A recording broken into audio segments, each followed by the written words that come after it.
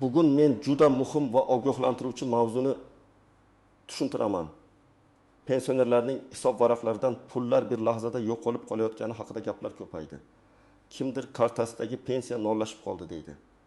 Kimdir bank ilovasiga kirsa, pul yechib olinganini ko'radi. Yana kimdir men hech kimga kod bermaganman deb hayron bo'ladi.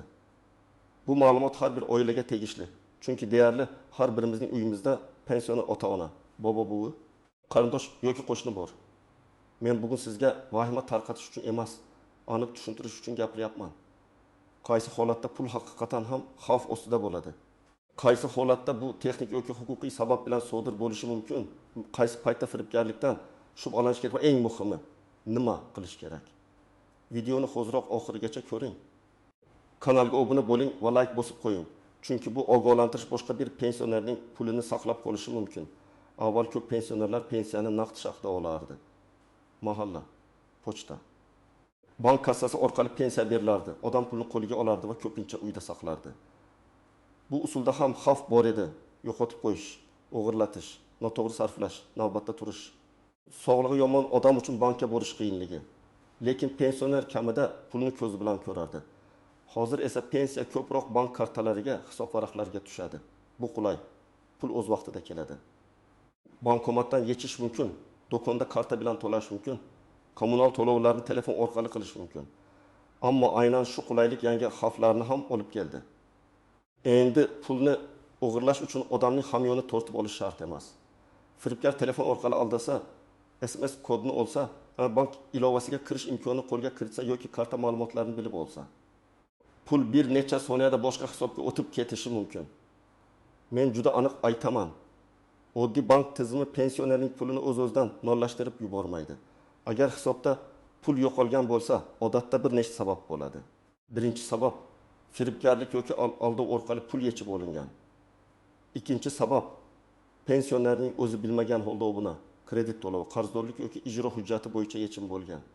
Uchinchi sabab karta yoki ilovadan qarindoshlar, tanishlar foydalangan. To'rtinchi sabab texnik kechikish, noto'g'ri ko'rinayotgan balans yoki bank xizmatdagi vaqtinchalik xatolik. Har bir holatni alohida ajratib tushunish kerak. Chunki chora ham shunga qarab bo'ladi. Men ko'p uchraydigan birinchi holatdan boshlayman. Pensionerning telefoniga qo'ng'iroq bo'ladi. O'zini bank xodimi, pensiya bo'limi vakili, soliq idorasi xodimi yoki xavfsizlik xizmati deb tanishtiradi. U odam shoshiltiradi. Hisobingizdan pul yechilmoqda. Kartangiz bloklanadi, pensiya qayta hisoblanadi, yangi imtiyozga ulash kerak. Kod keladi. Aytib yuboring deydi. Pensioner qo'rqadi. Chunki u pensiyasidan ayrilishni xohlamaydi. Aynan shu qo'rquv firibgarning asosiy qurolidir. Masalan, pensioner onaxonning kartasida 1.200.000 so'm pensiya bor. Unga qo'ng'iroq qilib, sizning kartangizga begona odam kirmoqchi. Hozir SMS kod keldi. Ayting, men himoya qilaman deyshadi. Onaxon kodini aytadi. Firibgar bank ilovasiga kiradi yoki to'lovni tasdiqlaydi. Bir daqiqada 1.200.000 so'm boshqa kartaga o'tib ketadi. Onaxon keyin bankka borsa, bank xodimi SMS kod tasdiqlangan, operatsiya bajarilgan deydi. Bu yerda muammo shundaki, tizim uchun SMS kod imzo kabi ishlaydi. Kodni aytish amalda ruxsat berish bilan teng bo'lib qoladi. Ikkinchi keng tarqalgan holat karta ma'lumotlarini aytib yuborish. Ba'zi odamlar faqat karta raqamini aytsam bo'ladi deb o'ylaydi. To'g'ri, faqat karta raqami ko'p hollarda pul yechish uchun yetarli emas. Lekin firibgarlar karta raqami bilan birga amal qilish muddati, orqa tarafdagi CVV kod, SMS tasdiqlash kodi, pasport ma'lumotlari, telefon raqami. Bank ilovasiga kirish parolini ham asta-sekin so'rab oladi. Ular bitta savol bilan emas, bir nechta bosqich bilan aldashadi. Masalan, sizga 500.000 so'm moddiy yordam chiqdi, kartangizga tushiramiz deyshadi. Avval karta raqamini so'rashadi. Keyin tasdiqlash uchun orqa tarafdagi 3 ta raqam kerak deyshadi. Keyin SMS keldi, ayting, pul tushadi deyshadi. Pensiyaga yordam olaman deb o'ylaydi. Aslida esa o'z pullarini chiqarib yuboradi. 500.000 so'm olaman degan odam 2 million so'mini yo'qotadi. Uchinchi holat, soxta havolalar. Telefon orqali pensiya miqdorini tekshirish, yangi nafaqa olish, kompensatsiya rasmiylashtirish, bank kartangizni yangilash degan havola yuboriladi. Odam havolaga kiradi, karta ma'lumotlarini yozadi, telefoniga kelgan kodni kiritadi. tashqaridan qaraganda oddiy anketa kabi ko'rinadi. Lekin u soxta sahifa bo'ladi. Men buni juda qattiq ta'kidlayman. Davlat idorasi ham, bank ham, pensiya jamg'armasi ham Telegram noma'lum havola orqali kartaning CVV kodini so'ramaydi. Agar shunday so'rasa, bu deyarli aniq firibgarlik.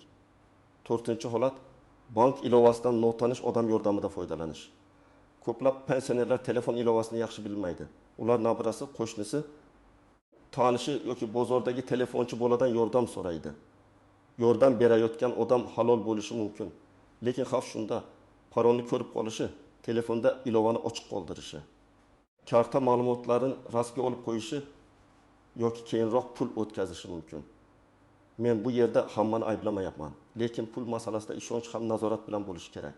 Masalan, otaxon telefonni sozlatish uchun ustaga beradi. Ustada telefon 20 daqiqa turadi. Agar telefonda bank ilovasi parolsiz ochilsa, SMS'lar ko'rinsa, karta biriktirilgan bo'lsa, pul o'tkazish uchun imkoniyat paydo bo'ladi. Keyin otaxon uyga kelib balansga qarasa, 800 ming so'm qolmagan bo'ladi. U kim olgani aniqlay olmaydi. Chunki telefon bir necha kishining qo'lidan o'tgan. 5-holat qarzdorlik va majburiy undirish. Ba'zan pensioner pulimni bank yeb qo'ydi deb o'ylaydi. Aslida esa hisob varaqdan qonuniy yechim bo'lgan bo'lishi mumkin. Masalan, kommunal qarz, aliment, kredit, soliq, sud qarori yoki ijro hujjati bo'lsa, ayrim mablag'lar ushlab qolinishi mumkin.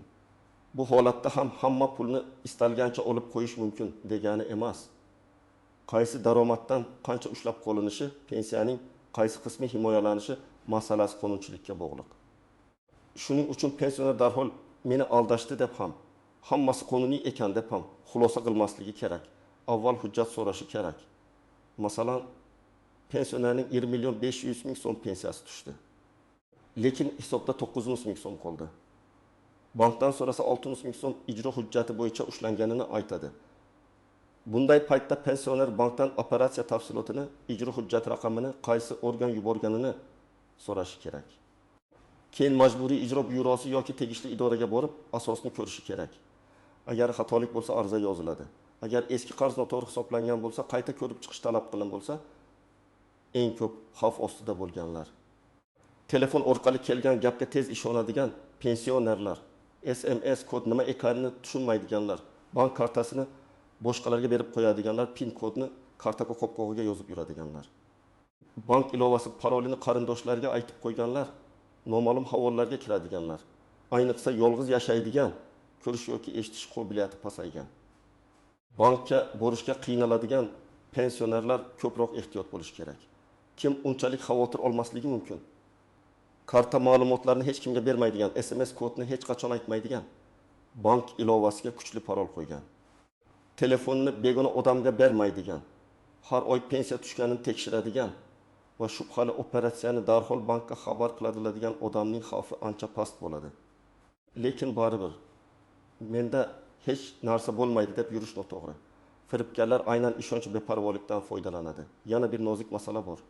Ko'p pensionerlar pensiya tushishi bilan kartani qarindoshiga beradi va borib yechib kel deydi. Agar bu oila ichida kelishgan ishonchli holat bo'lsa bir gap. Lekin keyin pul kam chiqsa, kim qancha olganini isbotlash qiyin bo'ladi. Masalan, pensioner 2 million so'm pensiya oldim deb o'ylaydi. Nabirasiga kartani beradi. U 20 million 800 ming so'm olib keladi va komissiya bo'ldi, qarz ushlanibdi deydi. Aslida 200 ming so'mni o'zi ishlatgan bo'lishi ham mumkin. Bunday holatda aybni bankdan qidirishdan oldin bankomat cheki, SMS xabar, ilova tarixi tekshirilishi kerak. Hamma hisob nollashdi degan holat ham o'g'irlik emas. Ba'zan bank kartasi muddati tugagan bo'ladi. Pul hisobda turadi, lekin eski karta orqali ko'rinmasligi yoki ishlamasligi mumkin. Pensioner pulim yo'qoldi deb o'ylaydi. Aslida bankka borib yangi karta olish kerak bo'ladi. Shuning uchun karta ishlamasa, birinchi savol, kartaning amal qilish muddati tugamadimi? Ba'zan pensiya hali tushmagan bo'ladi. Odam odat bo'yicha har oyning ma'lum sanasida kutadi, lekin dam olish kuni texnik jarayon. Banklararo o'tkazma yoki hujjatdagi muammo sabab kechikishi mumkin. Bu yoqimsiz, lekin har doim firibgarlik emas. Bunday paytda bankdan ham, pensiya bo'limidan ham ma'lumot olish kerak. Yana bir holat, balans minus ko'rsatishi yoki pul rezervda turishi mumkin. Masalan, odam do'konda karta bilan to'lagan, lekin operatsiya kechroq yakunlangan. yoki internet xizmatiga obuna avtomatik yechilgan telefon operatori, onlayn kino, ilova, kredit to'lovi, muddatli to'lov, sug'urta xizmati avtomatik yechim qilishi mumkin. Pensioner men bugun pul yechmadim deydi, lekin 3 oy oldin bir xizmatga ulangan bo'ladi. Shu sabab bankdan operatsiyalar tarixini olish juda muhim. Firibgarlarning yana bir usuli pulingizni xavfsiz hisobga o'tkazamiz deyish. Men buni alohida ta'kidlayman. Hech qaysi bank xodimi sizdan pulingizni boshqa kartaga o'tkazishni so'ramaydi.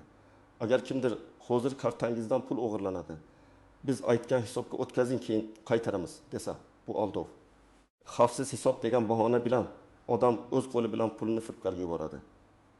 Yana bir xavf video murojaat yoki ovozli xabar orqali aldash. Hozir firibgarlar o'zini qarindosh qilib ko'rsatishi mumkin. Bu men avariyaga tushdim, tez pul yuboring. Dada, telefonim o'chirilib qoldi. Shu raqamga pul tashlang. Men kasalxonadaman, hozir gapira olmayman. Pensioner shoshadi va tekshirmasdan pul yuboradi. Men maslahat beraman. Bunday paytda albatta o'sha odamning eski raqamiga qo'ng'iroq qiling. Boshqa qarindoshdan so'rang. Kamida 10 daqiqa tekshiring. Haqiqiy favqulodda holatda ham tekshirishga vaqt topiladi. Endi eng muhim qismga o'tamiz. Nima qilish kerak? Birinchi qadam SMS kodini hech kimga aytmang. Men buni 100 marta takrorlashga tayyorman. Bank xodimi, pensiya xodimi, soliq xodimi, ichki ishlar xodimi, prokuratura xodimi, hatto o'zini direktor deb tanishtirgan odam ham SMS kod so'rasa, telefonni qo'ying. Kodni aytmaslik qo'pollik emas, bu o'z pulingizni himoya qilishdir. Ikkinchi qadam, karta PIN kodini hech kimga bermang va kartaning ustiga yozmang. Ba'zi pensionerlar unutib qo'ymaslik uchun PIN kodni qog'ozga yozib, kartaning yonida saqlaydi. Bu juda xavfli. Karta yo'qolsa pul ham ketadi. PIN kodni alohida tushunarsiz shaklda saqlash kerak yoki ishonchli yaqin odam bilan tartibli kelishuv qilish kerak. Uchinchi qadam, bank ilovasiga alohida parol qo'ying. Telefonning o'zi ham parol, barmoq izi yoki yuz orqali ochiladigan bo'lsin. Agar pensioner telefonni ishlatishga qiynalsa, farzandlar yordam berib, xavfsizlik sozlanmalarini to'g'rilab qo'ysin. Lekin parolni butun mahalla biladigan qilib qo'yish mumkin emas. 4-qadam, SMS xabarnomani yo'qing.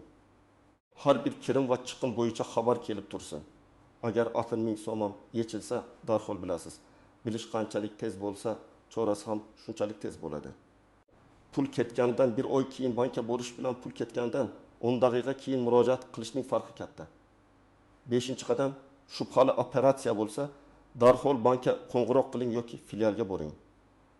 Kartani bloklatish kerak. Bankning rasmiy raqamiga qo'ng'iroq qiling, Telegramdagi noma'lum operatorga emas. Kartani bloklatgandan keyin operatsiyalar tarixi, pul qayerga ketgani, qaysi sana va soatda ketgani haqida ma'lumot so'rang. Bankdan yozma ma'lumot olishga harakat qiling. 6-qadam, ichki ishlar organlariga ariza bering. Arizada hammasini aniq yozing. Qachon qo'ng'iroq bo'ldi? Qaysi raqamdan bo'ldi? Nima dedi? Qaysi kartadan qancha pul ketdi? SMS kod aytildimi yoki yo'qmi? Havolaga kirildimi yoki yo'qmi? Telefon raqami, SMSlar, skrinshotlar, bank cheklarini ilova qiling. Pulim yo'qoldi deb umumiy yozish yetarli emas. Qancha aniq fakt bo'lsa, tekshirish shuncha oson bo'ladi. 7-qadagar pul ijro hujjati yoki qarzdorlik bo'yicha ushlangan bo'lsa, bankdan asosni so'rang. Kim ushladi? degan savolga javob talab qiling. Keyin tegishli idoraga boring. O'zingiz bilan pasport yoki ID karta, pensiya guvohnomasi bo'lsa, karta ma'lumotlari, bankdan olingan ko'chirma qarzdorlikka oid hujjatlar, kommunal to'lov kvitansiyalari, sud yoki ijro hujjati nusxasini oling. Arizada pensiya hisob varag'imdan ushlab qolingan summa bo'yicha asos va hisob kitobni berishingizni so'rayman deb yozish mumkin. 8-qadam. Pensionerlar uchun oilaviy nazorat tizimini qiling. Men buni juda amaliy maslahat sifatida aytaman. Har oy pensiya tushadigan sanada farzand yoki ishonchli qarindosh pensioner bilan birga balansni tekshirsin. Lekin bu nazorat pulni tortib olish emas, himoya qilish uchun bo'lsin. Pensionerning roziligi bilan bank SMSlari ishonchli odamga ham keladigan tartibni ko'rib chiqish mumkin. Har bir yechim yozib borilsa, keyin tushunmovchilik kamayadi. 9-qadam, noma'lum havollalarga kirmang. Agar pensiya oshdi, tekshiring degan xabar kelsa, rasmiy sayt yoki rasmiy ilova orqali tekshiring. Havolani bosishdan oldin farzandingizga ko'rsating yoki bankning rasmiy raqamiga qo'ng'iroq qiling. Ayniqsa havola sizdan karta ma'lumoti, pasport rasmi, SMS kod, bank login parolini so'rasa, darhol to'xtang. 10-qadam. Bank kartasini yo'qotsangiz, darhol blok qiling. Balki uyda qolgandir deb bir kun kutmang.